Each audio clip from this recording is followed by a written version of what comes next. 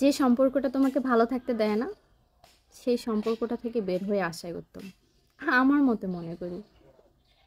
Hello, আসসালামু আলাইকুম। কি অবস্থা, সবার কেমন আছেন? আজকে আমি মেইনলি কিছু কথা বলি মেয়েদের, মানে বেশিরভাগ ক্ষেত্রে কোনো না কোনো জায়গায় মানে সমস্যাটা হয়, সেটা হচ্ছে যে সম্পর্ক যেটাই হোক বিয়ের আগে একরকম হয়, বিয়ের পরে একরকম হয়। আমরা যেহেতু মেয়ে মানুষের জন্মই হয়েছে হচ্ছে অন্যের হাতে তাদের জীবনটাকে তুলে দেওয়ার জন্য, সেই ক্ষেত্রে হয়তো বিয়ের আগে মা বাবা পরিচালনা করে, আবার বিয়ের পরে তার হাজবেন্ড পরিচালনা করে। আমার ক্ষেত্রে মনে হয় যে হ্যাঁ, পরিচালনা করে, ঠিক আছে, সব কিছুই মানা যায় তখনই যখন সেই ব্যক্তিটা তোমার সমস্ত কিছু পূরণ করবে, তাই না? আর যে সমস্ত সম্পর্ক তোমাকে দিন দিন ডিপ্রেশনে নিয়ে যাচ্ছে, আমার মনে হয় উচিত সেই সম্পর্ক থেকে বেরিয়ে আসা উচিত।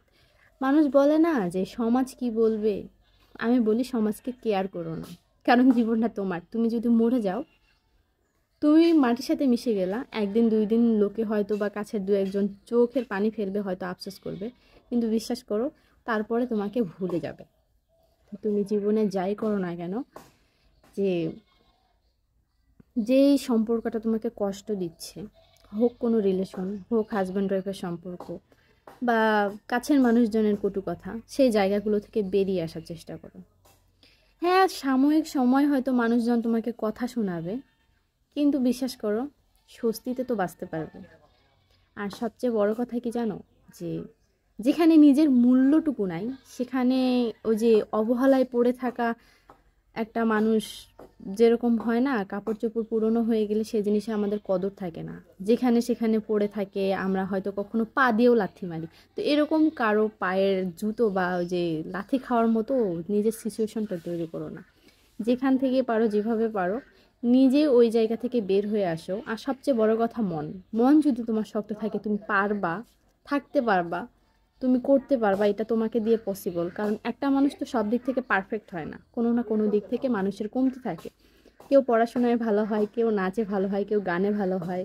তো ব্যাপারটা এরকম, প্রত্যেকটা মানুষেরই একটা করে বিশেষ ব্যক্তিত্ব থাকে, যেটা হচ্ছে তুমি পারো, যেটা পারো সেটা নিয়ে সামনের দিকে গো।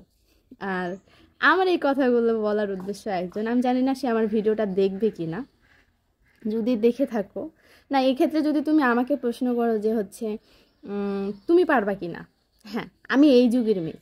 আমার যেখানে সম্মান থাকবে না, যেখানে আমার চাওয়া পাওয়া থাকবে না, আমার গুরুত্ব থাকবে না, আমি সেখানে কেন থাকবো তুমি আমাকে বলো? কখনোই থাকবো না। যদি ফাইট করতে হয় অবশ্যই ফাইট করব, ফ্যামিলির বিরুদ্ধে গিয়েও ফাইট করব। এমন না যে হচ্ছে নিজে প্রতিষ্ঠিত হতে পারবো না। কোথাও না কোথাও যাও, নিজের চলাটুকুর মতো যদি কাজ তুমি করতে পারো, এইটুকুনিতেই হচ্ছে। মানুষ তো আসলে শূন্য থেকে শুরু করে, তো শূন্য থেকে যখন শুরু করতে যাবা, তো সবচেয়ে বড় কথা, যাই করো না কেন নিজের মনোবল কখনো হারাবা না। যে সম্পর্ক তোমাকে কষ্ট দিচ্ছে সেই সম্পর্ক থেকে বেরিয়ে আসো। আর কিছু বলার নাই। হ্যাঁ, তোমার জন্য বেস্ট ওয়েলকাম। ভালো করে চিন্তা ভাবনা করে সিদ্ধান্ত নিবা।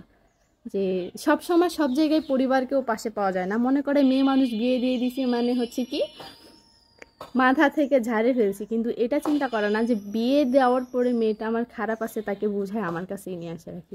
এটা কিন্তু খুব কম সংখ্যক লোকই করে।